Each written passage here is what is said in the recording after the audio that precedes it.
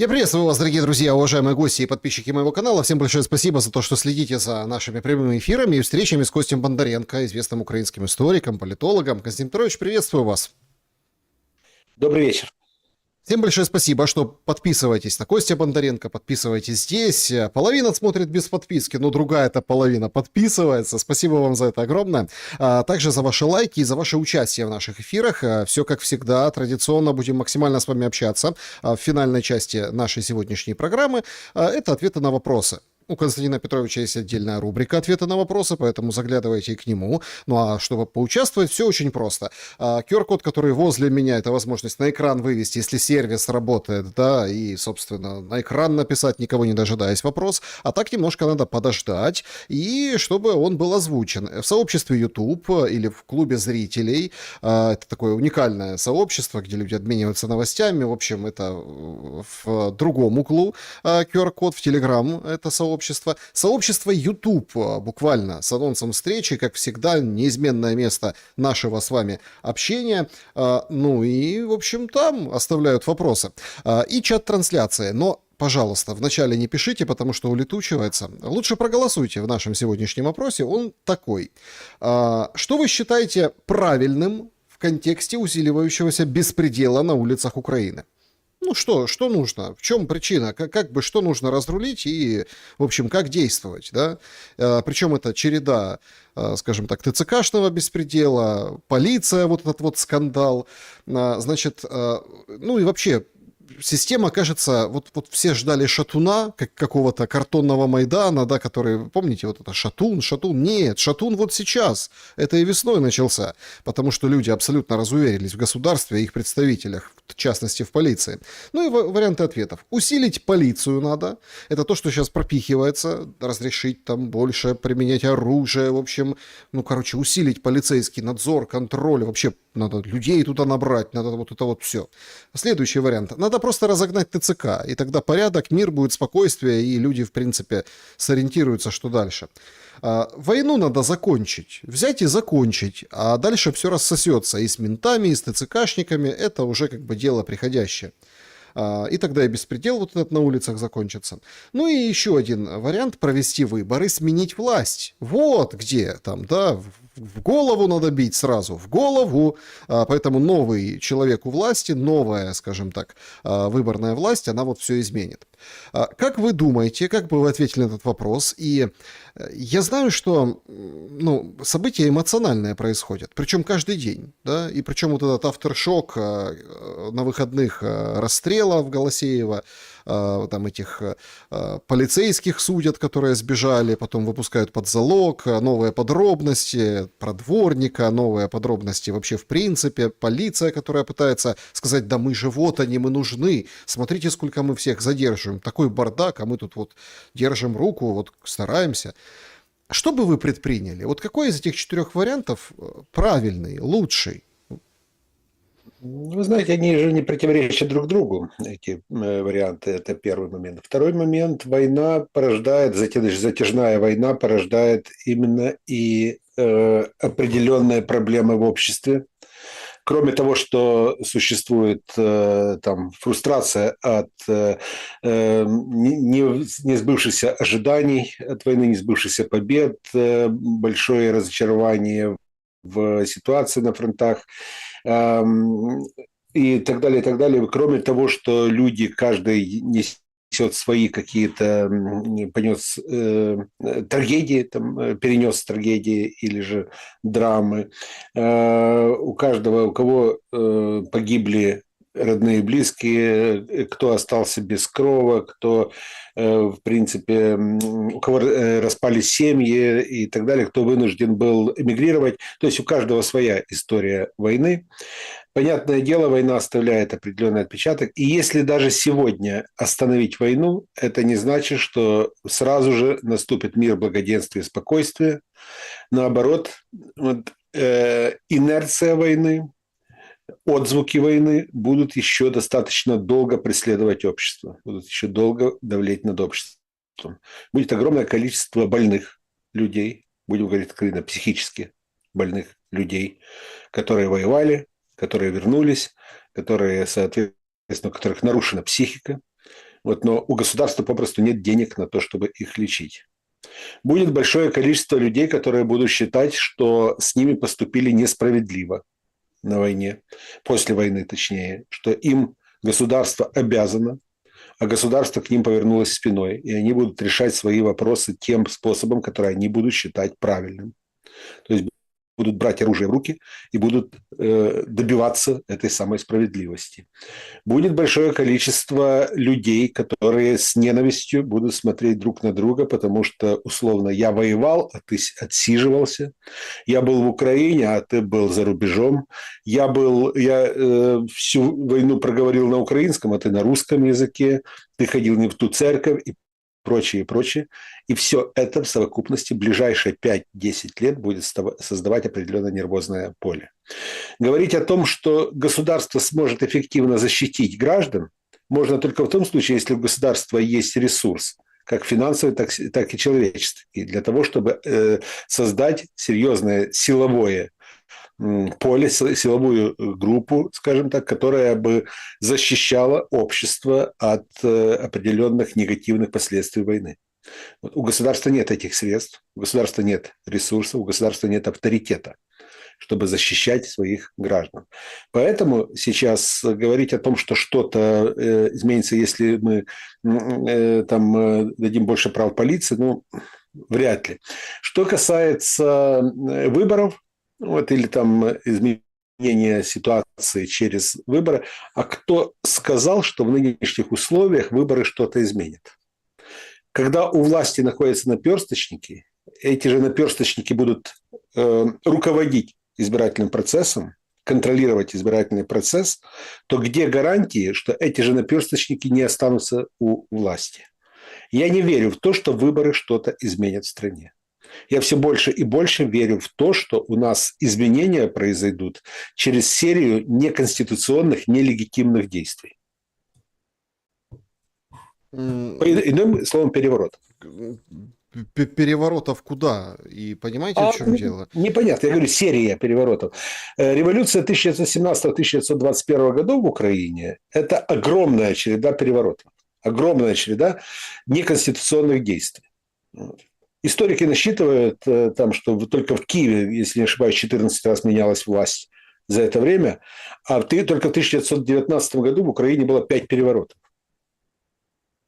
Так что вот когда государство перестает контролировать ситуацию, когда государство и когда власть теряет авторитет, а в 2019 году Петлюра потерял авторитет свой, вот, то, соответственно, власть начинает сыпаться.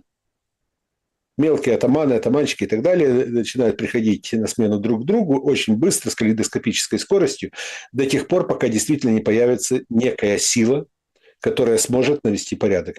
Извините, я бы очень хотел, чтобы в Украине наступила эра благоденствия. Но Украине еще придется пережить не одно потрясение, не одну драму, серьезную драму, пока это благоденствие настанет. Вот. И поверьте, что нынешняя война – это только одна из тех драматических страниц, трагических страниц, которые выпали на долю Украины, к сожалению. Константин Петрович, то, что мы сейчас имеем именем войны, ну вот такой режим государственный, его подпорки, кажется, трещат, потому что, ну давайте откровенно, вот эта вот история с полицией, так войны не боялись, как вот этого резонанса, который вызвал эпизод на выходных. Встегивают, пытаются перебивать, говорит, давайте оружие разрешать, но люди добрые, все в эмоциях и как бы по спущенной методичке. То есть это прямо увязали с легализацией оружия, и все сейчас следуют этому тренду. Я вижу этих безумных с горящими глазами там разных заряженных ломов, депутатов, откровенно работников и сотрудников офиса президента, которые говорят, что вот, смотрите, если бы полицейские там, вот вы же их ругали когда-то, что они там кого-то когда-то застрелили, то есть привязывают, пристегивают вообще левые какие-то вещи. А почему так страшно? Страшен вот этот скандал. Вы понимаете, уже бомбежек так Зеленский и его опричники не боятся, как вот подобного недовольства, как вот подобных эпизодов. А отчего так? Потому что, когда речь идет о бомбежках, вот, есть понимание свой-чужой. Есть понятие, что идет война, есть две стороны. Вот здесь, условно говоря, наши, там их. Вот здесь свой, там чужой и так далее. Оттуда несутся, летят беспилотники, ракеты и прочее. И уже подсознательно есть ожидание опасности с востока. Вот. Но точно так же, как там, например, на Донбассе, точно так же ожидание опасности с Запада. Вот. Что касается нынешней ситуации, оказалось, что опасность может подстерегать непосредственно в соседнем подъезде или даже в соседней квартире.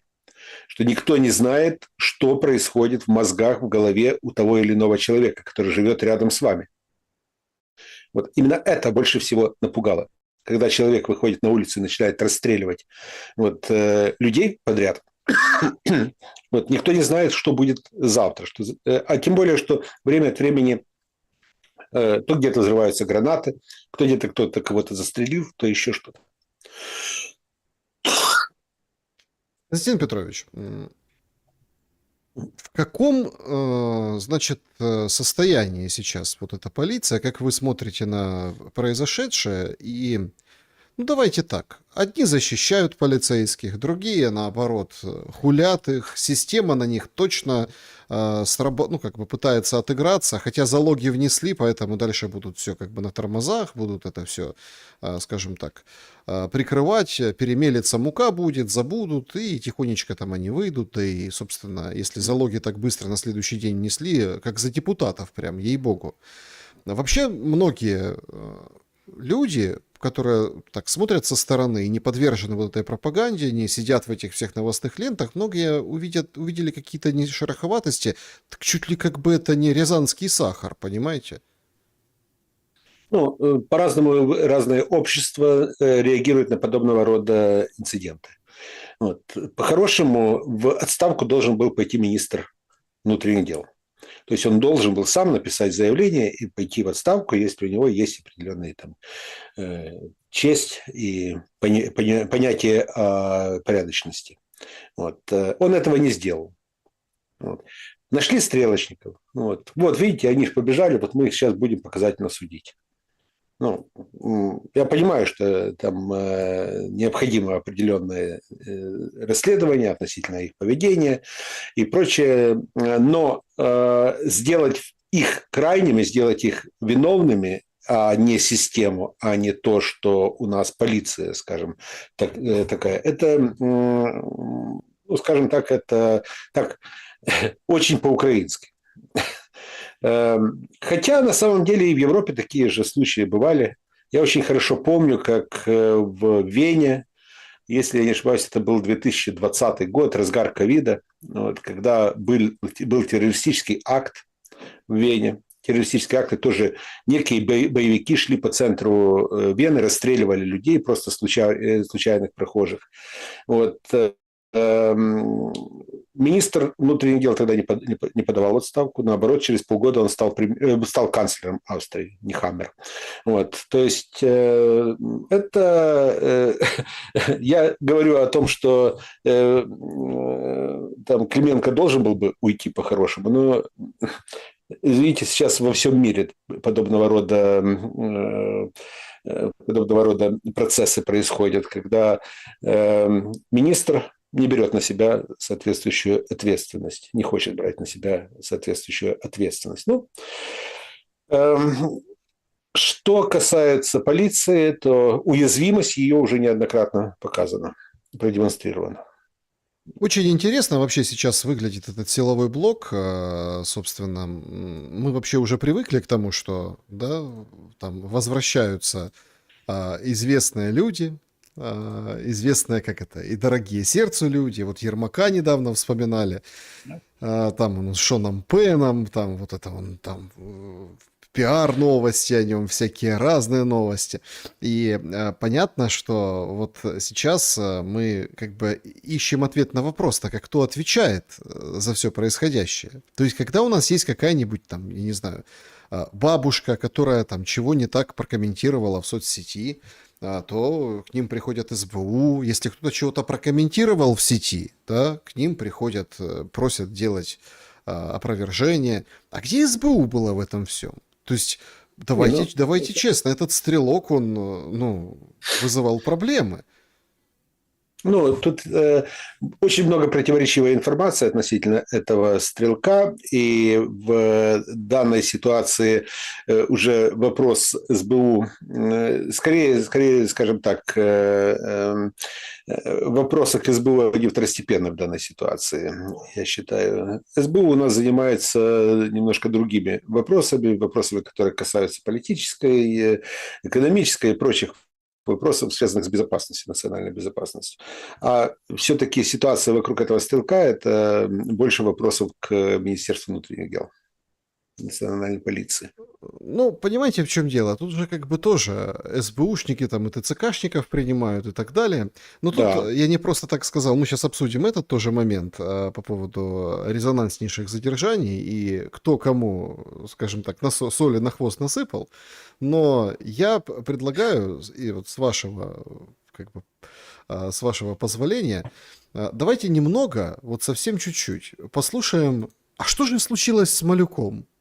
Значит, его на одном из мероприятий, так сказать, в общем, перестрели журналисты ТСН, которые вражают, и, в общем-то, решили с ним, так сказать, поговорить. Якщо брати крайні якісь реалізації, то можна згадати і удар по нафтоекспортним потужностям в Балтійському морі, це Приморськ і Усть-Луг. Це, по суті, половина брудних нафторублів, які йдуть на війну. І там служба працювала разом з іншими силами оборони, і я був пліч-о-пліч з нашими хлопцями. І в режимі реального часу ми знищували, в тому числі з тендера, нафтоналивні механізми, які заливають і підсанкційні суда і так далі. Тому там багатоярні збитки. І ця робота постійно продовжується.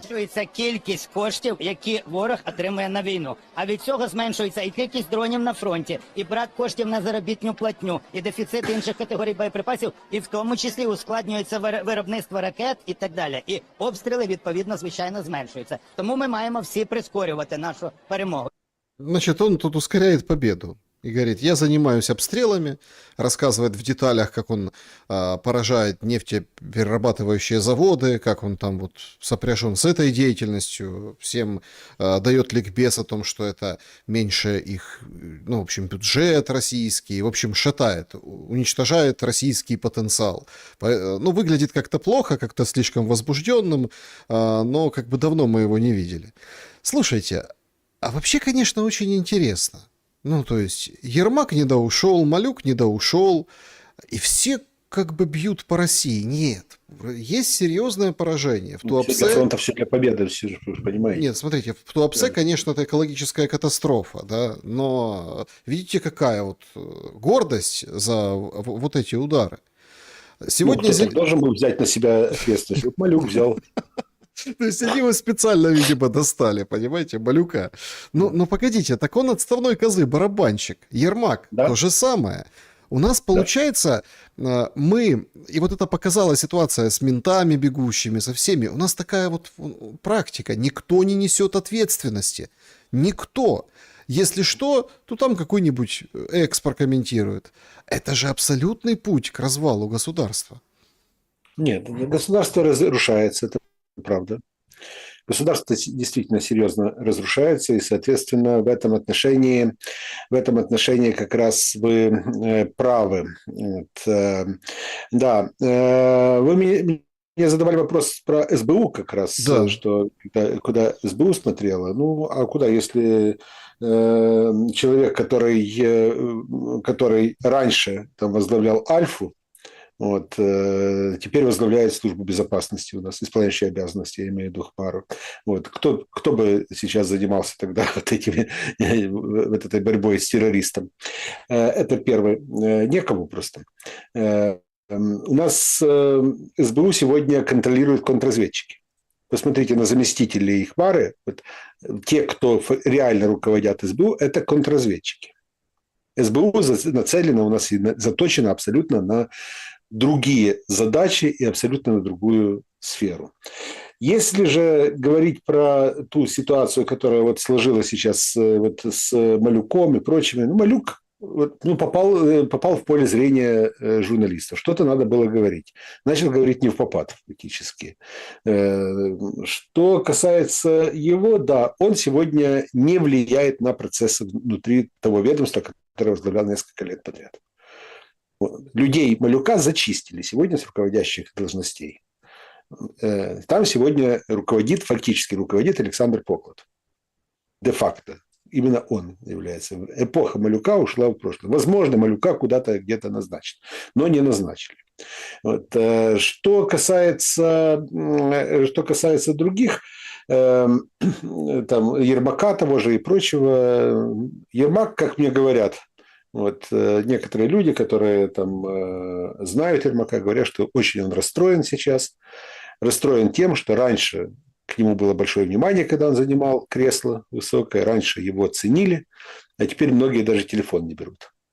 Хотя, как говорят, что в свое время Ермак тоже работал с некоторыми людьми, был их помощником и прочее. Потом, когда они пытались ему дозвониться, когда он занимал свое кресло в офисе президента, вот, он тоже не брал от них телефон. Ну, таковы законы логики, законы политики, законы эволюции политической и так далее. Вот, так что... Отметились рядом заявлений сегодня Зеленский и Путин. Значит, Зеленский говорит о том, что мы уничтожаем 30-35 тысяч россиян, делаем это дронами. С другой стороны, в своем интервью он говорит о том, что нет ПВО. Интенсивность ударов растет, а поставки скуднеют. Короче, скоро будет конкретно решето в небе. Ну, это очень тяжелая история. С точки зрения вот этого момента очень любопытно смотрится фраза Пескова. Вот самое свежее уже во время эфира появилось заявление о том, что Дмитрий Песков заявит, что Путин, в общем, готов к встрече с Зеленским. Но результативной она может быть только на этапе финализации договоренности, а Москва не видит со стороны киевского режима политической воли к урегулированию конфликта. Это уже не первое заявление в данной ситуации. Дело в том, что Россия неоднократно говорила, что да, финализировать можем встретиться с представителем Украины, который будет обладать легитимностью. Вот, это постоянно шла речь об этом. Но есть действительно практика, согласно которой лидеры государств встречаются именно для того, чтобы финализировать процесс, для того, чтобы поставить свои подписи, когда все процессы, когда все вопросы уже согласованы. А встречаться для того, чтобы только посмотреть, там, пожать друг другу руки и через полчаса разбежаться, встретиться для того, чтобы там Зеленский устроил бенефис там, и начал, по крайней мере, в своей манере, там, просто работать на камеру, что называется, работать на публику, это на самом деле это путь тупиковый. Вот.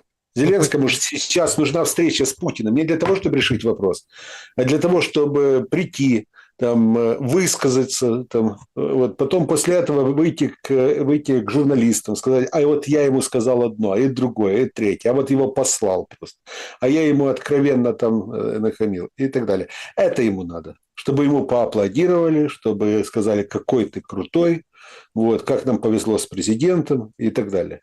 Ему это надо, для этого ему нужна встреча с Путиным. Путин это чудесно понимает. Понятное дело, что на такую встречу он точно не пойдет. Когда рабочие группы, когда официальные делегации договариваются, когда все пункты согласовываются на уровне рабочей группы официальных делегаций, после этого встречаются лидеры для того, чтобы поставить подписи. Интересно, что эту тему прокачивает как раз-таки Украина. Украина инициатор, а Россия как бы отбивается, говорит, что вот то ли давайте для окончания, то ли давайте пускай приезжает в Москву, то ли... И это как бы последнее время именно так выглядит. Но вместе с этим Зеленский как бы отбревает, тоже странная логика, он отбревает Виткофа и Кушнера и как бы тулится к Эрдогану, мол, помоги мне с Путиным поговорить. В чем стратегия внешнеполитическая сейчас? Нету стратегии. Стратегия остается прежней. Украина нацелена воевать. Европа поставляет Украине, будет поставлять Украине оружие. Европа готовится выделить Украине 90 миллиардов на 2 года. Украина, главная задача, которая стоит перед Украиной, воевать. Вот. Зеленский готов поддерживать эту линию. Война. И все остальные заявления относительно Соединенных Штатов, относительно Уиткофа и Кушнера, относительно Путина, относительно того, что он бы хотел бы встретиться с Путиным, это все камуфляж относительно этой генеральной линии. Война, война, война. Ну так какими ресурсами? И только европейскими. Ну, человеческий ресурс украинский. Человеческий ресурс украинский, поэтому я не исключаю, что будет более тщательная мобилизация, что будет и женская мобилизация, и будет и понижение призывного возраста. Все будет сделано под диктовку Европейского Союза, то, чего требуют европейцы, только для того, чтобы обеспечить требования европейцев воевать еще год-полтора. Хорошо, какая стратегия у Европы? Потому что то, что мы слышим сейчас на фоне Ормузского пролива и проблем там, поговорим немножко о Трампе тоже, немножко позже. То есть мы понимаем, что там осознают всю бесперспективность истории. Осознают. Дружбу уже, подождите, дружбу уже запускают, она уже начала качать. Правда, там сюрприз от Путина по поводу казахской нефти. Во-первых, кто на самом деле выиграл, а кто проиграл от ситуации вокруг дружбы? Как вам видится? Нет, на самом деле, если мы считали, что дружба, на самом деле, если будет остановлен нефтепровод «Дружба», то, соответственно, выиграет Украина и там выиграет Европа, а проиграет Путин, потому что Путин не будет получать дивиденды от продажи нефти в Европу. Ну, извините, деньги за эту нефть Путин уже получил давно. Вся нефть, которая идет в Европу, она покупается за несколько лет, то есть до того, как она поступит непосредственно на европейский рынок. Европа и дальше будет, очевидно, покупать эту нефть в России, потому что бы они ни говорили, но все равно своих собственных ресурсов не хватает. Ситуация в Ормузском проливе тоже заставляет искать новые источники. Новые источники – это либо Соединенные Штаты, нефть из Соединенных Штатов, либо же искать по всему миру, где можно было бы взять нефтепродукты для Европейского Союза. Европа чудесно понимает, что это может обернуться серьезным энергетическим кризисом в совсем обозримом будущем. Но Европа считает, что ситуация вокруг Ирана и Ормузского пролива является временной, что Соединенные Штаты, ситуация с Трампом – это тоже временная ситуация, что Трамп, скорее всего, проиграет выборы осенью, что после осени Соединенные Штаты будут более сговорчивы, что евроатлантическая дружба, евроатлантическое единство будут восстановлены после промежуточных выборов в Конгресс, и после этого вот Европа снова сможет развернуться с новыми силами. А сейчас Европа готовится к войне с Россией. Сейчас Европа будет накачивать себя оружием, будет увеличивать количество средств, которые будут направлены именно в военную сферу, в оборонный сектор. Деньги, которые обещаны Украине, вот этих 90 миллиардов, извините, пожалуйста, из них же только часть, небольшая часть пойдет в Украину. Потому что из этих 90 миллиардов, 60 миллиардов должны пойти оборонным предприятиям Европы, которые должны на эти деньги выпустить оружие и передать его для Украины.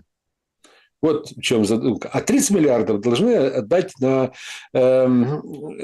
социальные нужды.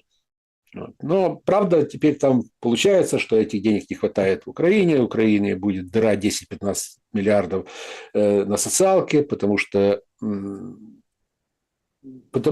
скажем так, уже на сегодняшний день 1 600 000, 1 500 000, 1 600 000 ветеранов в Украине. уже те, которые требуют социальных льгот. Есть большое количество людей, которые потеряли своих кормильцев, которые потеряли членов семьи, люди, которые потеряли дом и прочее. Таких людей, которые будут требовать выплат от государства, будет минимум 4-5 миллионов. Вот по результатам, где брать деньги, на это никто не знает. Никто не знает, где брать деньги. Ну вот, в данной ситуации Европа, вот, она будет давать Украине деньги до тех пор, пока Украина будет воевать. Как только Украина перестанет воевать, деньги сразу же перестанут поступать в Украину. Я вчера выходил в шум, шумел. Ну, меня правда, это как бы оно где-то немножко нажеличное. Вот эта информация про Донни Ленд, да, которую распространили Да. в Нью-Йорк Таймс. Вот как бы вы ответили на вопрос, а кто эту ересь предложил? Гимн в чате GPT написал, золотой и зеленый флаг придумал, рассказывал там по принципу Монако, как будет обустроен офшор.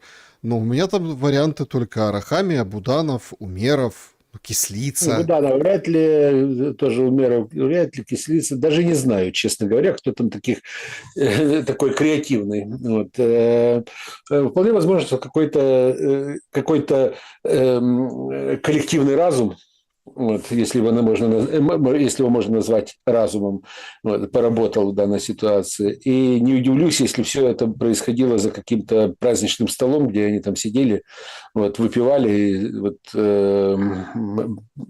думали, скажем так, изгалялись кто во что гораздо.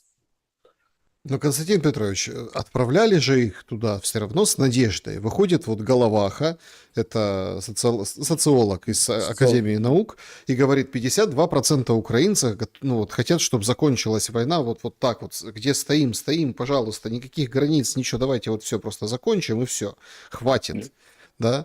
Я думаю, что это минимум 52. Нет, ну так понимаете, в чем дело? Это он называет такие цифры. Сейчас вообще социологам, демографам верить нельзя. Я вот посмотрел немножко, что провластные как бы говорят.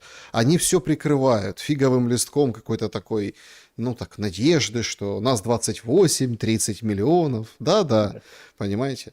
И по процентам тоже. Но вот смотрите, Зеленский сегодня говорит, нет, это все неправда, эти проклятые фейк-ньюс из Нью-Йорк Таймс, все только называли Луганская, Донецкая область, никаких Донни Лэндом, главное, чтобы Донбасс не превратился в Путин-ленд, опять-таки, играет словами, шутит в духе своих, собственно, посыльных Зеленский. Но если разобраться, то, что всплыло, и то, что это сейчас об этом написали, это ведь тоже не просто так, а определенный сигнал. Я бы на месте жителей Краматорска, Славянска и вот этих населенных пунктов, которые под контролем Украины, крепко бы задумался, а что их в принципе ждет? А всех остальных как бы призвал задуматься, а кто нами управляет? Угу. Это правда. И,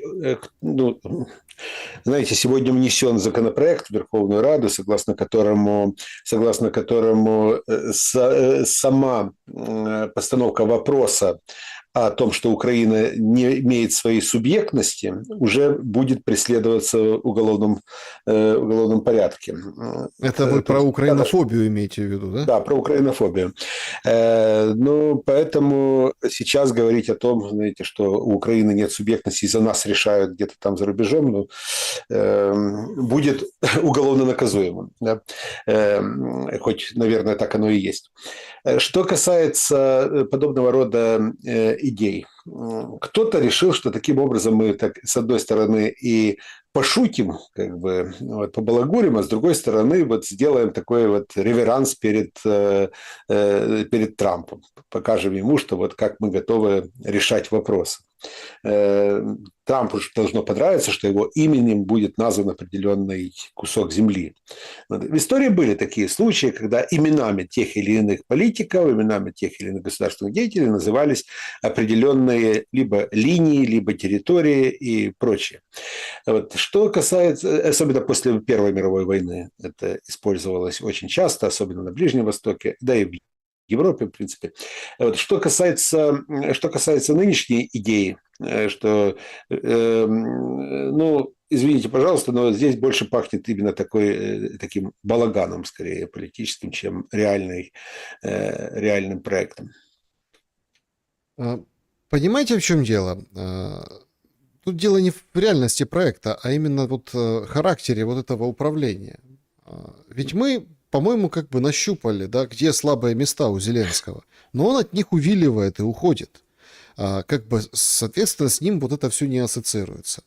Когда в Одессе принимают ТЦКшников и участкового, который сливал координаты толстосумов, Сырского даже выпустили. Сырский, оказывается, может отстранить от должности областного военкома, районного военкома. Вы представляете? А мы тут вот эти годами ходили, рядили. А кто же там за кого отвечает? Сырский целый вышел.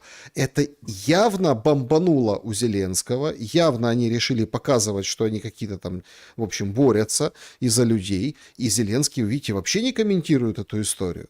А хотя масштаб, конечно, ужасающий, то, что произошло в Одессе. Почему к нему опять ничего не липнет? Ну, в данной ситуации то, что произошло в Одессе, как говорят, это межведомственный спор больше. Вот, между ТЦК и СБУ. Как помните в сериале «Менты», это наша корова, да, и мы ее доим. Да, именно. Если бы не было конфликта интересов, то не было бы и подобного рода действий, которые мы наблюдали. Не на того напали, условно говоря, ТЦКшники, им дали жесткий ответ. А дальше необходимо было каким-то образом уже реагировать.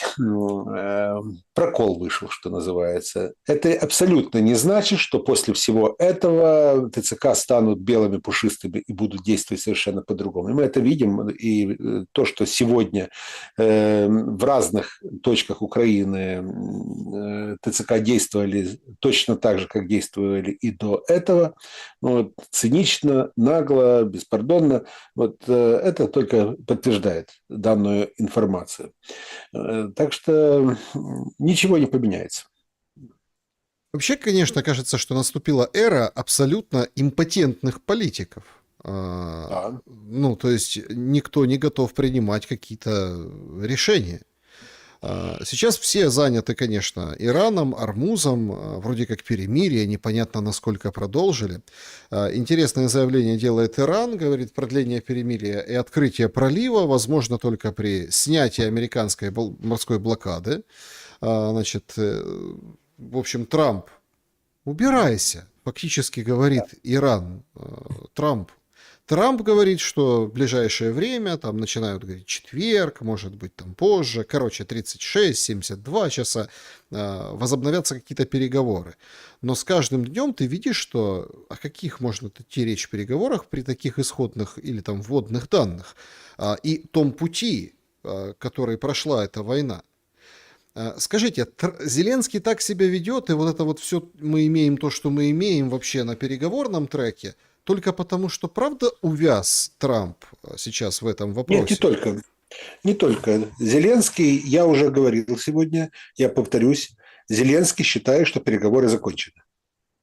Зеленский будет имитировать переговоры в дальнейшем. Имитация переговоров, если Соединенные Штаты этого захотят. Если Соединенные Штаты скажут, что вот садитесь за стол переговоров, ну, пришлют снова Буданова, Арахамию, Умерова, вот, те сядут, снова поговорят ни о чем. О Дони Лэнде, да. Да, и, соответственно, но сами переговоры, Зеленский считает, они исчерпаны как таковые. Вот, не о чем говорить. Так считает Зеленский. Потому что, повторюсь, Зеленский нацелен воевать. Так его нацеливают вот эти европейские партнеры. Когда вы говорите про импотентность политиков, да, это так. Сегодня глобализм, который давлеет в первую очередь над Европейским Союзом и вообще над западной цивилизацией, он предвидит, что суверенитет государств, правительства государств являются второстепенными по сравнению с интересами транснациональных корпораций. Транснациональные корпорации ставят своих президентов, премьеров и прочее, управляют ими, они задают тон, а эти же там президенты, премьеры, министры и так далее, они являются только послушными исполнителями воли. Это люди, которые приходят на время, которые ставят свои подписи, которые там под определенными документами, которые озвучивают те или иные тезисы, но они не имеют собственной субъектности, они не имеют собственного «я», они не могут противиться тому или иному решению. Они марионетки. Вот. И мир сегодня поделен как раз именно на вот этих марионеток и на тех политиков, которые являются как раз именно защитниками суверенитета собственных государств и носителями суверенитета, скажем, или носителями субъектности тех или иных государств. Люди, которые могут выступать от имени своего государства и защищать национальные интересы. Вторые политики как раз первыми не воспринимаются и являются авторитарными политиками, автократами, тоталитарными политиками, нарушителями демократии, людьми, которые вообще являются исчадьями ада и прочее, и прочее, и прочее. Вот. И сегодня борьба идет между как раз именно двумя типами государств. Вот. Государствами, которые сохраняют свой суверенитет и дорожат своим суверенитетом и пытаются этот суверенитет приумножить и даже каким-то образом влиять в мире. И представителями тех политических групп, которые являются фактически марионетками-заложниками транснациональных корпораций. Два подхода. Очень интересно, знаете, что отметить в этой связи? О том, как вообще может договариваться. Мы сейчас находимся в определенном кризисе переговоров как жанра. Ну, то есть Венс, Кушнер летят в Иран, в Пакистан, да, потом к Ирану. А потом раз они в Вашингтоне оказываются, сидят и переговариваются между собой. В Вашингтоне с Трампом. Сидят, беседуют что-то, это все сопровождают там репортажи, заявления. Иран говорит нет, то есть как бы вот такую позицию занимает. Вот понимаете, в чем дело? Мне почему-то казалось, что в теме Ирана договориться все-таки будет проще, чем по Украине. А оказалось, и там конь не валялся. Почему? Я уже говорил об этом в наших прошлых программах, что вопрос договоренностей проще решить, если есть две переговаривающие стороны. Вот. Есть стороны, которые принимают решения. Но если в случае с Ираном есть позиция правительства и президента, а есть позиция корпуса стражи исламской революции. Им очень сложно найти общий язык между собой. У них разный стиль поведения, разное влияние и так далее. Вот. Что касается еще одного аспекта. Переговоры Соединенных Штатов с Ираном – это одно, но есть еще государство Израиль, у которого есть своя позиция, и у которых есть своя линия, переговорная линия с Соединенными Штатами и свои отношения с Соединенными Штатами. Так что точно так же, как в вопросе между Украиной и Россией. Одно дело, если бы рассматривался вопрос там, в треугольнике Соединенные Штаты, Украина, Россия, давно бы вопрос решился. Но есть же еще Европейский Союз, есть Британия и прочие, которые тоже имеют свое влияние, свое мнение по этому поводу, которые подливают масло в огонь. Поэтому я думаю, что эти два переговорных процесса, они являются свидетельством того, как тяжело в 21 веке достигать взаимопонимания в мире, который не нацелен на мирное сосуществование, а нацелен на конфронтацию. Зеленский сказал сакраментальную фразу, это, мол, Витков и Кушнеру надо, потому что они плохие переговорщики в Москве были, а у нас нет, поэтому это их интерес. Но вместе с этим, например, давайте честно, ужасающие кадры приходят из Запорожья, где сегодня странное там кольцо дымное было. Туапсе я уже сказал, вот в эти минуты сейчас передают, что под атакой Белгород, то есть вот это вот приграничье. Удары усиливаются по Славянску, удары усиливаются по Запорожью. Днепр вообще там целый день был, позавчера или вчера, по-моему, утюжили прям изрядно. Лупят методично и системно.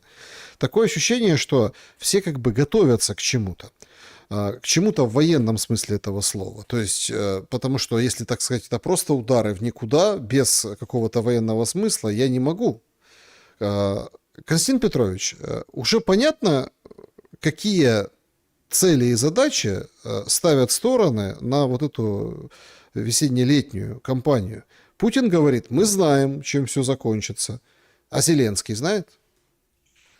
Я думаю, что они знают. Это не весенне-летняя кампания, а, скорее всего, если в ближайшие недели Соединенные Штаты официально заявят о том, что они выходят из переговорного процесса, а, скорее всего, это именно будет объявлено в самое ближайшее время.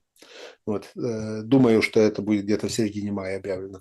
То у России будут развязаны во многом руки. Почему? Потому что целый ряд вопросов согласовывались, и условий красных линий согласовывались неформально, вот, не публично, согласовывались в переговорах между Вашингтоном и Москвой. И еще во времена Байдена, и во времена Трампа. Вот. Условно говоря, Россия не могла себе позволить из-за определенных договоренностей того, что совершили Соединенные Штаты и Израиль в первый день атаки по Ирану. Вот, убийство верховного главы Ирана. Они этого не могли позволить. Сейчас разного рода ограничения, скорее всего, будут сняты. И Зеленский просто не хочет в это верить. Зеленский верит в то, что его и его команду не оставят без, скажем так, защиты, прикрытия и всего прочего. А могут... Перевес в тронах на фронте, на линии фронта, вот, никоим образом не компенсирует отсутствие или же, скажем, дефицит ПВО в крупных городах. Сегодня страшную информацию увидел о том, что россияне лупили кинжалами в землю, причем на них не было как бы воздействия вокруг электростанций. Чернобыльская, Хмельницкая упоминается. И вообще вот это вот такая вот, ну, сейчас очень много этих всех рассказов о том, как было, какие были удары. Вообще, конечно, очень интересно. Кинжал в землю, ПВО не работало, типа плохие кинжалы, что ли, или на что намекали они. Проходит, ну, опять, все нужно делить на два, действительно. Я с вами согласен. Я вот почитал, конечно, о том, что Кейн, ну, тот, который командующий американскими войсками, запретил Трампу, как бы, Трамп у него запросил ядерные ключи, а тот ему как бы не дал. И говорит, я не дал, потому что это, типа, ну, мои обязанности, да, то есть через меня. Может, где вероятнее, в Иране или в Украине какая-то ядерная катастрофа? Я не говорю, может, применение, а может, ну, вот ядерная катастрофа косвенная, связанная с аварией. Может, это что-то перевернет? Ну, очень не хочется верить в ядерный апокалипсис. Вот. Очень не хочется верить в то, что будет применено ядерное оружие, в том числе по Украине. Логика нынешней войны такова, что Россия не собиралась изначально применять вот эти вот как раз именно ядерное оружие, которое подпадает под действие определенных конвенций и прочее. Вот. Это для России, с точки зрения России, официальная идеология в России, она говорит о том, что Россия не воюет с Украиной. Она противостоит Западу, она воюет с режимом, который насаждается Западом, фашистский режим, который в Украине, то есть вот этот набор весь, который постоянно декларировался. Да, в России время от времени то Медведев, то Караганов, то Малафеев говорят о том, что необходимо применить ядерное оружие. Но никто из них не говорит о том, что необходимо применить по Украине. В последнее время они говорят о том, кроме Малафеева, Малафеев там сказал, пора заканчивать эту войну ядерным ударом, вот, и так далее. А вот Караганов, он четко говорит, давайте по Германии, либо по Польше, либо там где-то по другим странам. Вот, просто покажем, что мы не шутим. То есть, таким образом, по Европе давайте применим. Понятное дело, что там ни Караганов, ни Медведев, ни Малафеев не решают, вот, применять или не применять ядерное оружие, что этот вопрос решает один человек, и этот человек, он противник применения подобного рода оружия. А вот что касается Ирана, ну, знаете, вот, я не уверен, что Трамп не применит ядерное оружие на каком-то этапе. Ну, или Нетаньяху. Ну, опять же, да, Нетаньяху не применит точно без консультации с Соединенными Штатами. Смотрите, есть очень важный сигнал, и меня очень сильно критикуют за то, что я говорю, что все заканчивается. Ну, вот говорит, вот, ты говорил и год назад, и полгода назад, и все. Ну, и правда есть вот... И мы подходили несколько раз к той черте, когда вот уже, казалось бы, все, выдохнули. Но я сейчас уверен на 100%. Друзья, пишите хейт в комментариях, не соглашайтесь. Знаете почему, Константин Петрович? Я вам сейчас дам одну цитату, викторина у нас такая будет, для того, чтобы немножко так как бы оживить нашу аудиторию. Это потрясающая цитата. У Украины должен быть план мира, потому что война не может являться бесконечной стратегией. И, наконец, самое сложное, в то же самое важное, мы должны говорить честно о завершении войны. Не как об абстрактной мечте, а как о плане мира, потому что как-то оно завершится, это не стратегия, это способ не отвечать на сложные вопросы, это популизм. Война не может являться бесконечной стратегией, она должна являться этапом на пути победы и восстановления страны. Здесь очень нужна честность, без обещаний скорейшего мира, но и без молчания о том, что должно быть дальше и как оно должно быть. Вот как вы думаете, кто это мог сказать? Не знаю. Петро Честно, Порошенко. ну, Константин Петрович, Порошенко нам говорит уже о мире.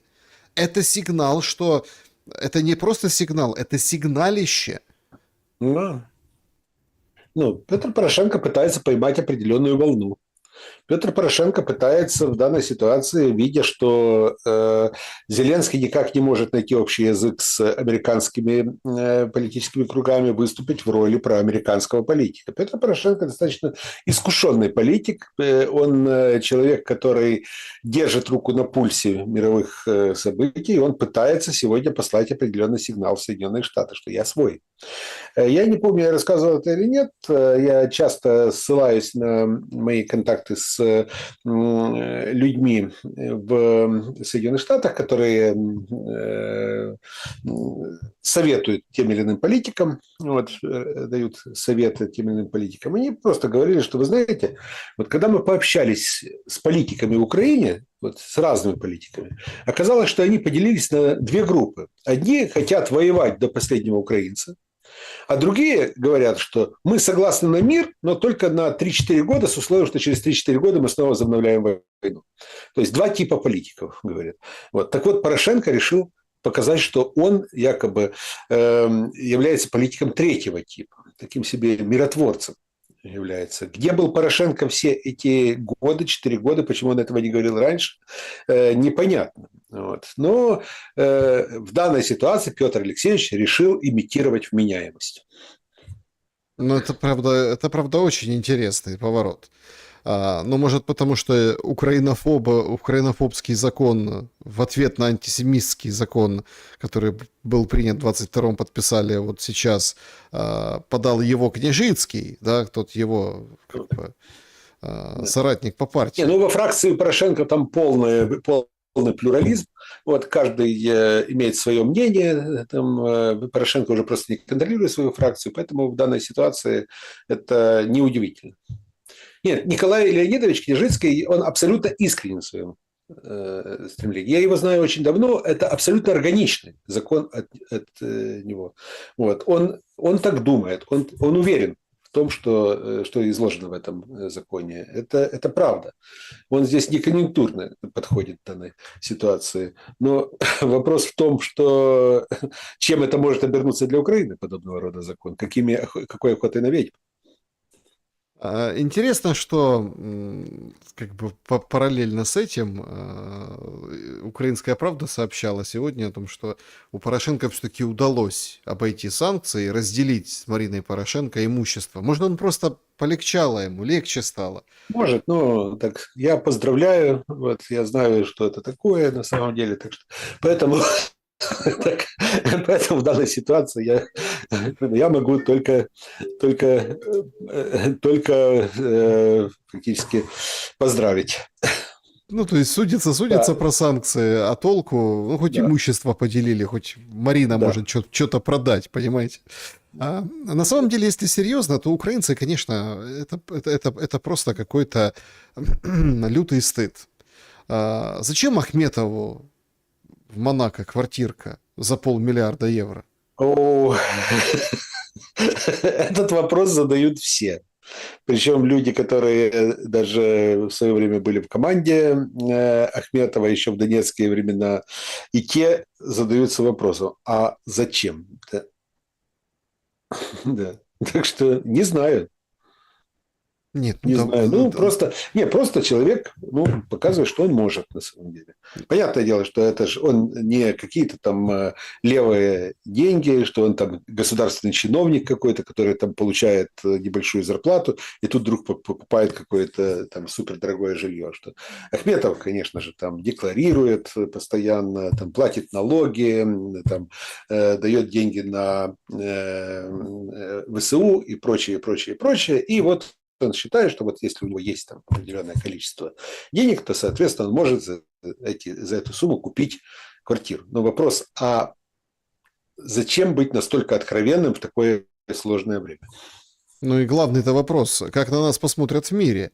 То есть Ну, это, да, это, всякие мультимиллионеры, там, я не знаю, да. Цукерберги, Маски, вот эти все владельцы всяких. Это, да, нет, ну, понятное дело, что Ренат Ахметов уже давно, скажем так, не только гражданин Украины, но гражданин мира больше воспринимается. Кстати, как и Пинчук, и многие, которые сейчас имеют большие активности за пределами Украины. К слову сказать, Ахметов всю войну провел в Украине, вплоть до вот, прощания с Луческу. Вот, так что это первый раз, наверное, когда он покинул Украину за время войны. Но при этом его активности, вот во время войны, там, например, он открывал какие-то новые предприятия, точнее, его команда открывала новые предприятия в Румынии. Я знаю, что там покупались какие-то предприятия, запускались предприятия в других странах, где-то там на Балканах и так далее. То есть это велась активная международная деятельность.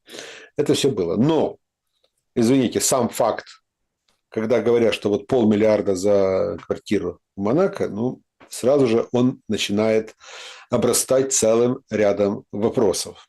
Целым рядом вопросов, как у рядового украинца, так и у тех, кто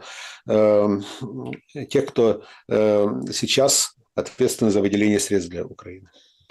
Ну, еще один вопрос, он такой исторический, что ли, или полуисторический, историческо-идеологический. Сегодня распространили видео, как Садовой и товарищи под аплодисменты ликующей немногочисленной, но толпы открыли памятную доску Джохару Дудаеву во Львове. Причем сделали это там красиво. И у меня как бы есть такой, даже он почти риторический, да, просто как предложение вам мнение свое высказать. Смотрите, сколько было сбито мемориальных досок? Сколько сейчас вот идиотов и идиоток, вот они сейчас вещают о том, что вот, украинцы как там не вытравливали, собственно, честь советского солдата, который во Второй мировой Великой Отечественной защитил там Одессу, например, да, был праздник, да, они все равно несли, у них позабирали эти памятники, они там к неизвестному матросу несли цветы. Сколько там не в общем, ну все все равно русский язык это, да, вот все равно говорят на русском, говорят, ой, большая проблема, то запросы по-русски пишут, то музыку слушают, то еще, и дальше сейчас этих дискуссий очень и очень много. Но это же абсолютный парадокс. Львов в биографии Дудаева, да, он значится как место, где он стал советским офицером. Он там закончил авиационное училище. Штурман он, Дудаев. И, в принципе, его эта молодость, вот его, и, в принципе, и связывает с этим городом. Но это же сделано откровенно и явно в антироссийских целях. Это откровенно сделано как бы атрибут антироссии, как сигнал того, что эта идеология, вот это все будет продолжаться. Уже Порошенко говорит, мир должен быть, а видите, какая инерция. Я очень хорошо помню, как в 90-е годы после гибели Дудаева вот, улица Лермонтова во Львове была переименована в улицу Дудаева. Вот.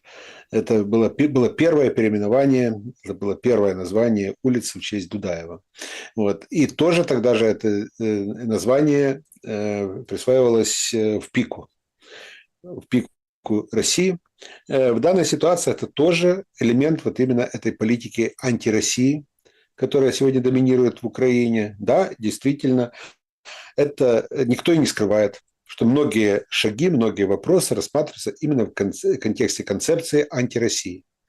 И мемориальная доска Дудаеву, и сам культ Бандеры, он же тоже не потому, что Бандера был семи пядей во лбу, что он был такой гениальный, и что он был великий. Нет, потому что Бандера не нравится русским, значит, мы будем всячески акцентировать внимание на Бандере, будем троллить, по большому счету. И так далее, и так далее. И большое количество других вопросов тоже именно для того, чтобы культивировать вот эту концепцию антироссии. Все для этого предпринимается. Ой, интересно, выпускает твит Давид Арахамия, говорит, вопрос смены главы МВД Клименко не стоит, не рассматривается.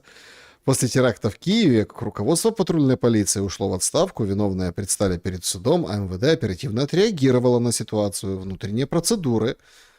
Представляете, запустила. Ну да, это договорились, порешали. Да, все договорились, все порешали. Так, уважаемые друзья, подведем итоги нашего сегодняшнего опроса. Они вот такие. Значит, что вы считаете правильным в контексте усиливающихся беспредела на улицах Украины? 4% усилить полицию, дать больше прав, чего требуют разные ломы. 6% разогнать ТЦК. 12% провести выборы, власть наконец-то сменить. И 78% считают, что закончить войну, и тогда, собственно, это самое главное. Вот самое главное. Вот такие вот дела. Значит, как отреагируете на этот итог голосования? Абсолютно понятный момент. Ожидание окончания войны. Я абсолютно согласен, что заканчивать войну необходимо в любом случае. Но я не верю, что окончание войны сразу же расставит все точки над «и» и сразу же приведет к порядку в обществе и спокойствию в обществе. Так, значит, поехали ваши вопросы, уважаемые зрители. Начнем с клуба зрителей «Шелест», закрытое сообщество в Телеграм, QR-код на экране. Кому интересно, присоединяйтесь, общайтесь. Значит, Светлана. Добрый вечер, Александр и Константин. Вам не кажется, что мы очень недооцениваем Европу, приписывая ей слабость, энергетические производственные коллапсы. Ведь договор об окончательном урегулировании в отношении Германии, так называемый 2+4, от 12 сентября 90 года, ограничивающий производство и владение Германией ядерного разного оружия другого, может разлететься в любую минуту, учитывая, что международные правила неустанно попираются тем же ЕС. Сначала Германия была сдержана Потсдамским соглашением, потом тем же договором 2+4, плюс были значительные репарации союзникам США, Британии, а сейчас, в общем-то, ничего ее уже и не сдерживает, если Европа, и прежде всего Британия и Германия, так провоцируют войну к 30-му году, значит, понимают свой потенциал? Скажем так, влияние ситуации в Европе, она определяется не только международными договорами, там, сдерживанием тех или иных государств, которые существуют в Европе, в частности Германии. Германия действительно считается сегодня одним из важнейших игроков. Но давайте говорить откровенно, что сегодня Европа перестала быть тем субъектом или гегемоном, каковым она была лет 15 назад. Это первое. Второй момент. Европа очень многое выигрывала за счет Соединенных Штатов и поддержки со стороны Соединенных Штатов, которые эту поддержку она сегодня постепенно теряет. Вот. Третий момент, опять же, Европа выигрывала от того, что она находится в НАТО, и, соответственно, НАТО было зонтиком для Европы, под которым она могла развивать свои экономические активности. Четвертый момент – это то, что Европа постепенно превратилась, как я уже говорил, в определенную среду, которая находится под контролем транснациональных корпораций, и очень много помогают именно транснациональные корпорации, вливают в Европу. Но Европа от этого не стала большей обладательницей ресурсов. Ресурсы как раз именно энергетические в первую очередь достаточно скудны, и она вынуждена решать этот вопрос за счет других государств, с которыми договаривается именно о поставках этих энергоносителей. Европа постоянно балансирует на грани кризисов, финансовых кризисов, плюс Европа неоднородна по своей сути. Вот. Южная Европа, Центральная Европа, Северная, Западная Европа, они абсолютно разные. Серьезную роль играет Великобритания, влияя на часть Европейского Союза. Британия при этом ведет свою игру, зачастую антибрюссельскую. Свою игру играют Германия и Франция, которые пытаются быть законодателями моды. Есть южные государства, вот, европейские, а также есть возмутители спокойствия, которые время от времени проявляются, эти спокойствия. Вот, ушел Орбан, пришел Румен Радев и так далее. То есть и этот процесс будет постоянным. Поэтому я и говорю о том, что Европа является ослабленной сегодня по сравнению с теми же Соединенными Штатами, Китаем. И Европа сегодня является заложником именно интересов транснациональных корпораций и глобалистов. Анна задает вопрос. Сегодня посмотрела интервью Комаровского Гордону. С одной стороны, все плохо. ТЦК, ускользающая демография, дети и подростки, выросшие в войне и ковиде, рост психических заболеваний, плохое ментальное состояние нации. С другой, ура, у нас уже есть дальнобойные ракеты, Европа помогает, Украина дойдет до границ 91 года, все остальное несправедливо и неприемлемо. Стесняюсь спросить, как при пункте 1 должен выполниться пункт 2? На кого надеются украинцы? Каша в голове, которая наблюдается не только у господина Комаровского, она очень характерна для целого ряда украинских граждан и украинских политиков, и общественных деятелей. Но, знаете, просто иногда не задаются самими вопросами относительно логики, относительно того, какая взаимосвязь между теми или иными вопросами. Я очень часто встречаю именно постановку, именно следующую композицию, что да, у нас все плохо, и дальше начинают там черными красками описывать, насколько плохо. И с какой-то там 15-й минуты говорят, но мы победим. Да. Мы обязательно победим. Да. Я сам поражаюсь. Вот. Да, это традиционная схема современных интервью. Причем я тоже, знаете, так, но это все равно интервью, это потрясающая штука. Но я запомнил, я в следующий раз тоже этот момент уточню. Это я в своем позавчерашнем интервью. Значит, сейчас же муссируется тема Беларуси, да. И вот у меня военный эксперт один в военном дневнике говорит, что ВСУ размажет Беларусь. То есть армия Беларуси, в общем, проиграет ВСУ вдрызг, то есть это все будет совершенно, это другой уровень, мы такие, мы мощнее, мы круче. Я говорю, хорошо. Проходит 15 минут, у нас катастрофическая нехватка кадров в армии. Как одно с другим сочетается? Чем размазывать?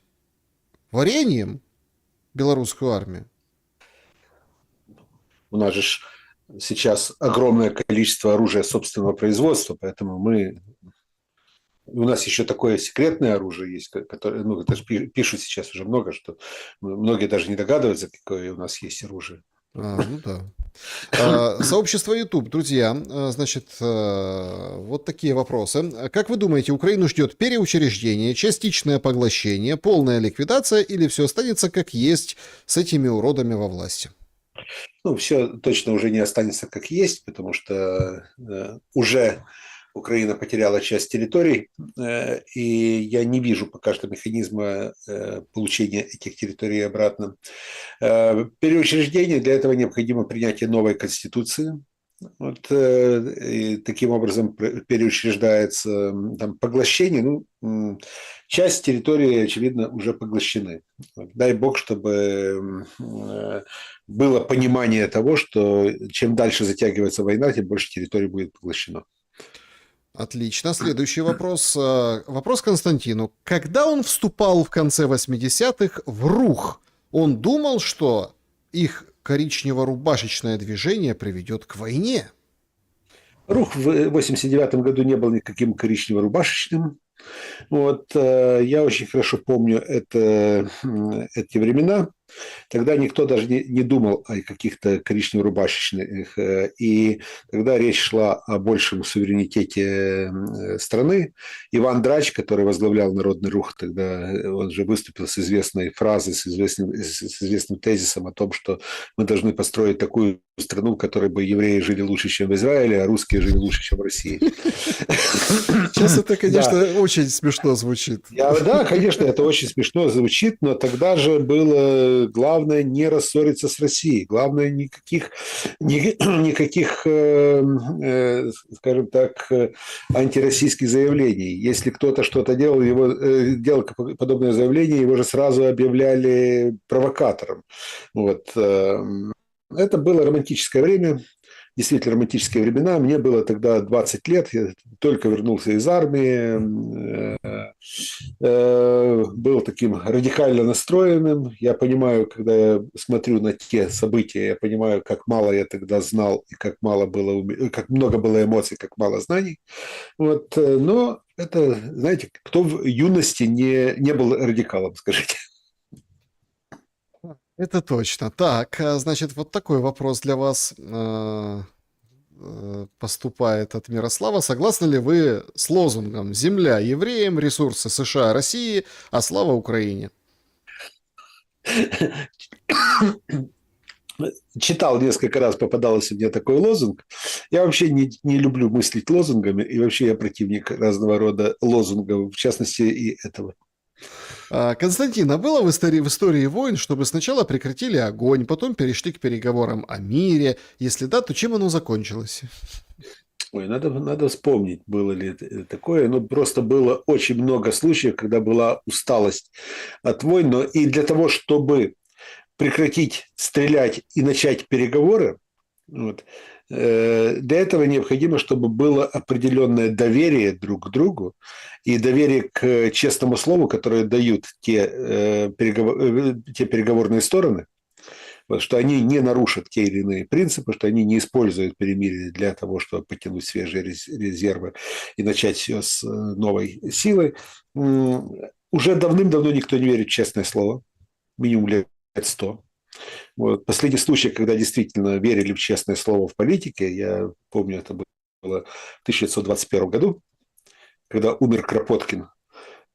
В советских тюрьмах находилось большое количество анархистов, некоторые из них были даже приговорены к смертной казни. Тогда Дзержинский лично с каждым из них поговорил, сказал, что я под честное ваше слово отпускаю вас на похороны вашего гуру, вот, Кропоткина. Вот, они все ушли на похороны, и все, даже приговоренные к смертной казни, вернулись в камеры. Вот. Есть такая историческая полулегенда, скажем, но все-таки это имело место быть. С тех пор мало кто верит в честное слово. Тем более в любые договора, договоренности, обещания, особенно если речь идет о дне сегодняшнем. Вот. Сейчас договора и договоренности и какие-то обещания не выдерживаются даже сутки. Натали, видя ситуацию с Дудиной, это полицейская, которую судили, отпустили под залог, которая там не спасала ребенка, а пошла за аптечкой. Короче, в частности, как внутри криминалистических подразделений правоохранительных органов распределяются функции между системой аналитической работы и кабинетной работой с участием в выездных оперативных действиях. Факторы, влияющие на такое распределение служебных обязанностей, какие? Честно говоря, я очень плохо знаю эту систему изнутри. Вот. Я вообще не знаю, как функционирует сейчас эта система. И почему люди, которые должны заниматься одними вещами, вдруг занимаются другими, почему, откуда этот бардак. Но то, что бардак существует в этой системе, это очевидно. Митя спрашивает. Вопрос такого плана. Привет со Жмеринки. Какой реальный вариант выживания есть у крепаков в современных реалиях? Ведь даже во времена панщины иногда панов на вилла брали от безысходности или от морожества того самого пана. Мира и добра. Ну, видите ли, брали на вилла, но потом жестоко подавляли, как правило, подобного рода выступления. После этого приходили карательные отряды. Вот, есть большое количество фактов. Возьмите Уманское восстание 1826-27 годов, возьмите Калиевщину 1768 года, возьмите восстание в селе Турбаи и прочее. То есть всюду очень жестоко подавлялись выступления крестьян. То же самое здесь. Каждое подобного рода выступление, каждое действие против ТЦК, каждое покушение на ТЦКшников, оно подавляется очень жестоко и именно с применением очень серьезных силовых мер. Тони Шибаев. Константин Петрович, насколько верно для нынешней Украины выражение «чем больше ненависть у народа к государству, тем быстрее агрессор превращается в освободителя»? Не всегда. Не всегда. И на самом деле ситуация с Украиной, она показывает, что народ может ненавидеть Зеленского в большинстве своем, но точно так же в большинстве своем не готов к тому, чтобы там, распахнуть ворота перед Россией. Добрый вечер, меня зовут Андрей, спасибо за интересную встречу. Если не ошибаюсь, то, прошу прощения, вы уже несколько лет находитесь за рубежом. Появилось ли у вас такое чувство при общении с местными? Как вы нам уже, украинцы, надоели? И вообще понятие «сукин сын», но это наш сукин сын, имеет какие-то пределы существования и приличия применимо к сегодняшней ситуации? Знаете, в Австрии я ни разу не почувствовал подобного рода отношения. Возможно, потому что здесь из 90 с лишним тысяч украинцев, которые находятся в Австрии, только четверть попросили социальную помощь. Вот. Значительная часть украинцев, которые приехали в Австрию, ехали не за социальной помощью, ехали с конкретными деньгами, конкретными инициативами и так далее. Начали очень активно открывать свой бизнес, устраиваться на работу и прочее, прочее. Что выделяет Австрию на фоне многих других государств Европейского Союза. И местные жители очень, скажем так, толерантно относятся к украинцам. Я не почувствовал ни разу, нигде какого-то пренебрежительного, негативного отношения, какого-то косого взгляда относительно меня, относительно моих друзей, близких и так далее. Александр. В Австрии есть один простой ты можешь быть кем угодно, ты можешь быть из любой страны и так далее, но, пожалуйста, плати налоги. Платишь налоги, пожалуйста, живи. Так, значит, вот такой вопрос от Александра. Очень часто народы, оказавшиеся в беде, ждут своего лидера, который сможет возродить нацию и сделать страну сильной. Но такие лидеры очень часто, подняв нацию с колен, в итоге ее же губят. Наполеон, Муссолини, Гитлер. Почему так происходит? Почему, в свою очередь, например, Ататюрк смог не только возродить свою страну, но и сохранить ее? Скажем так, я скажу максимально цинично, Ататюрк вовремя умер. Да, потому что сохранил страну уже Мехмед Инаню. Вот. То есть, не повезло Ататюрку. Так повезло или не повезло? Нет, я имею в виду, повезло Турции, не повезло Ататюрку. Да. Что умер, не повезло. Да, зато там теперь, видите, Ататюрк... Да, культ, конечно же. Так. Это культ. же прям... Значит, вопрос гостю. Одной из причин Первой мировой войны стал кризис имперской модели мира и зарождение национальных государств. Вопрос, сопоставим ли нынешний кризис мироустройства с тем кризисом? Если да, то какова вероятность, что с выходом из него снова будет мировая война? Заранее спасибо. Ну, смотрите, империализм как высшая стадия капитализма, как писал Ленин еще перед Первой мировой войной, он действительно стал одним из факторов, которые привели к Первой мировой войне. Это да. Но что касается именно национального государства, ну, знаете, тут они стали следствием, скорее, Первой мировой войны. Они стали следствием распада империй, большого количества империй. И просто Первая мировая война показала, что имперская система действительно не может далее быть эффективной в этом мире. Сейчас все-таки, как я уже говорил сегодня, национальные государства столкнулись с интересами транснациональных корпораций. И в этом отношении нынешняя ситуация, нынешний мир – это как раз борьба транснациональных корпораций и национальных государств. Значит, в этом отличие. Людмила, здравствуйте. Константин, вчера Зеленский сказал, что Трамп всего на 2,5 года. Скажите, а Зеленский на сколько лет? Ну, Зеленский же, что он вообще сказал, Зеленский делает подобное заявление не единожды, то он сказал, что у него большое преимущество перед Путиным, что Путину уже за 70, а он молодой, здоровый и намекнул, что переживет Путина. То он сказал, что Трамп на 2,5 года, вот, не знаю, откуда он взял такие данные, но это где-то показывает, вот, что Зеленский делает определенную ставку на борьбу с протрамповскими силами, на противопоставление себя как раз трампистам и готов быть знаменем вот этих глобалистов, которые сегодня противостоят трампистам. Это такая серьезная заявка. Стармер, Мерц, Макрон не могут себе позволить сделать подобного рода заявления. Они не могут приехать в овальный кабинет и выступить там с какими-то антитрамповскими заявлениями. А Зеленский может. Ну да. Значит, Константин Петрович как-то признался, что работает над книгой о российских элитах. Из собранного материала уже можно спрогнозировать вариант, что Путин скажет «я устал и ухожу» и презентует преемника. Или случайный как бы разговор с Си Цзиньпином про 150 лет жизни будет опробирован на российском лидере. Знаете, один человек, который очень хорошо знает Путина, вот, и хорошо знает систему, и, кстати, он выступал одним из консультантов этой книги, вот, будущей моей книги, вот, он сказал одну фразу. В России создано государство, при котором Путин не только не имеет права уйти в отставку, он не имеет права умереть.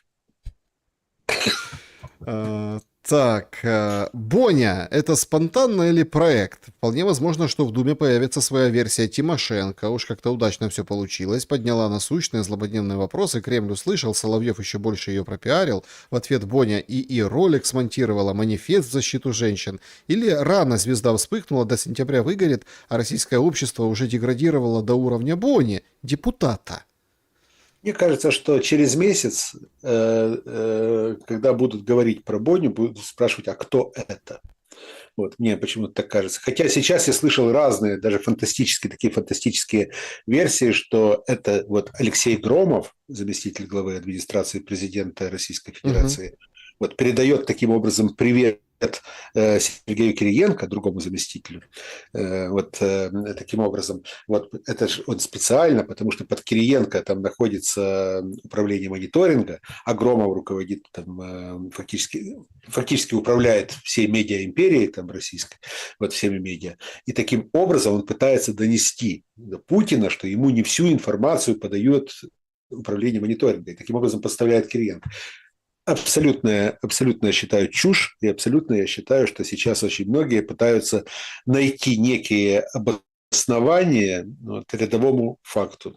Знаете, в России на протяжении последних десятилетий было немало каких-то интересных моментов, связанных с там, блогерами, политиками, политиками второго уровня, там, какими-то артистами и так далее, которые делали какое-то заявление, шумели, там, а все потом думали, а что за этим стоит? Надо что-то, вот, значит, наверное, что-то в этом есть. Наверное, это какая-то запрограммированная такая многоходовка, думали. Знаете, вспоминается старая КВНовская шутка, что ученые всего мира на протяжении веков пытались разгадать загадку улыбки Монны Лизы. И только русские ученые доказали, что тайна улыбки Монны Лизы состояла в том, что Монна Лиза была дурой. Ну да, была такая шутка. Константин Петрович, давайте перейдем к чату трансляции, онлайн тоже пообщаемся с нашей уважаемой аудиторией. Друзья, не забудьте поставить лайк. Нас больше 20 тысяч онлайн. Поставьте, пожалуйста, лайк. Вот если каждый второй поставит лайк, это уже будет замечательно. Это очень нужно Ютубу. Нам это нужно, да, с Константином Петровичем, потому что мы встречаемся по средам и хотим, чтобы в условиях подсанкционности наших YouTube-каналов все-таки пробить эту брешь вот этих всех пут, санкций и цензуры. Поехали. Русинский. Русский язык, коренной язык Лемберга, а не какой-то пшековский язык, притащенный поляками. Пшековский язык ничего общего с украинским шевченковским не имеет. Почему так получилось? Что скажете? В начале 20 века во Львове проживало около 20-24% русино-украинцев. Вот. Большинство населения Львова составляли поляки и евреи. Вот. Украиноязычным население Львова стало после 1946 года. Вот. Это один момент. Для Львова и вообще для Галичины было очень характерным как раз максимальное сближение именно польского и украинского языков.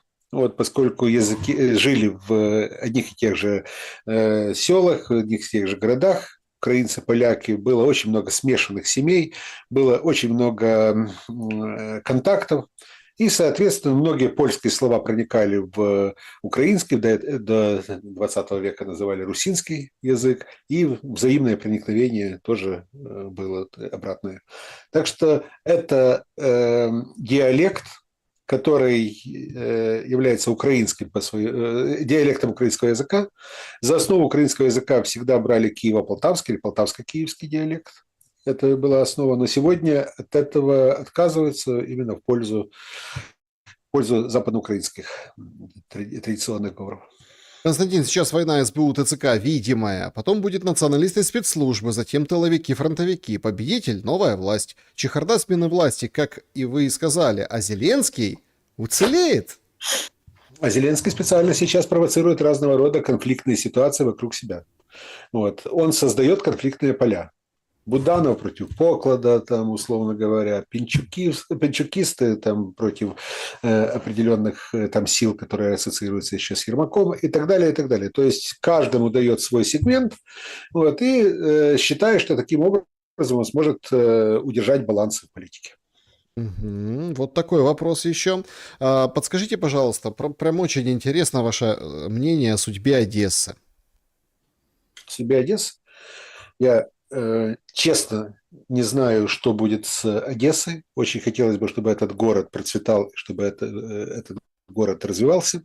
Сейчас мы видим две беды, которые существуют, три даже беды. Первая – это кадровая беда, когда Одессой управляют не одесситы.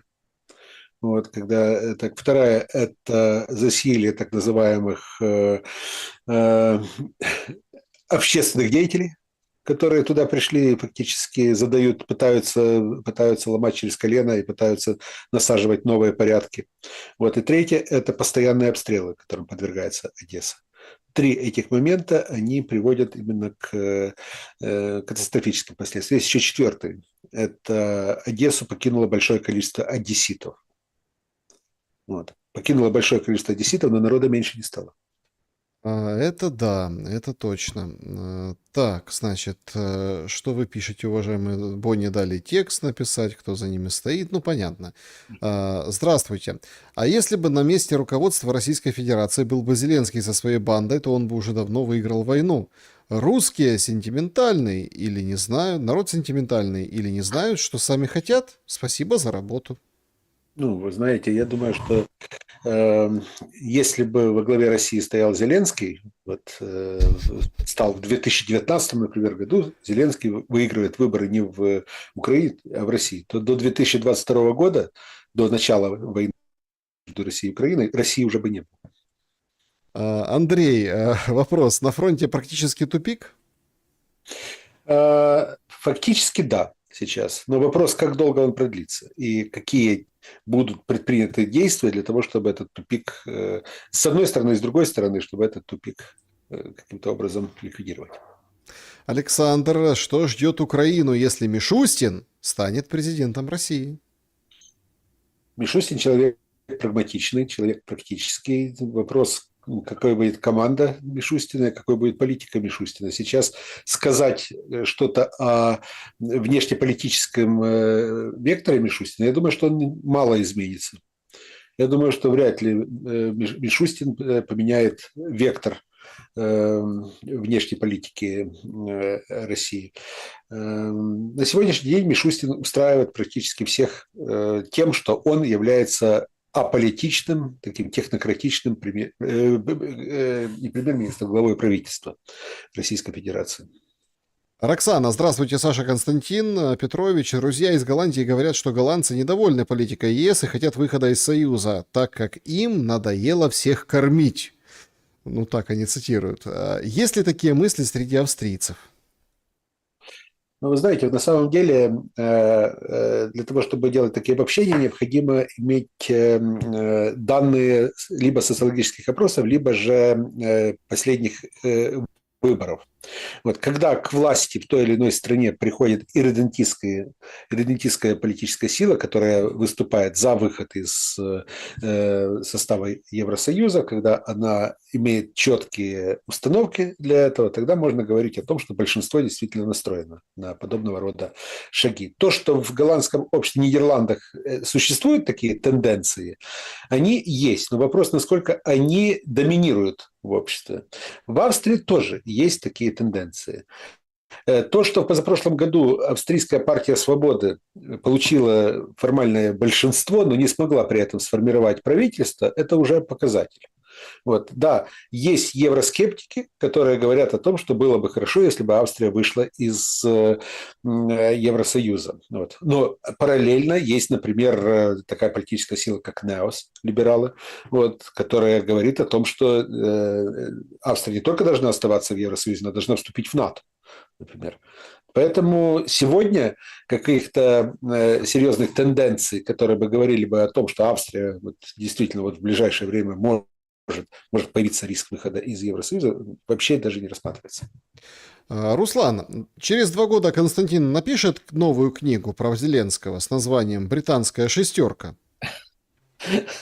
Я точно допишу несколько глав к Джокеру. Елена Горна. Александр, есть ли у вас информация о продлении Радой военного положения на 90 дней? Если нет, то что? Выборы грядут? Ну, в данной ситуации пока что не вносили, насколько я знаю. Но это же вопрос техники. У нас же обычно вносят, офис президента позвонил, ну вот внесли, проголосовали. Так что это уже до автоматизма доведенный механизм. Так.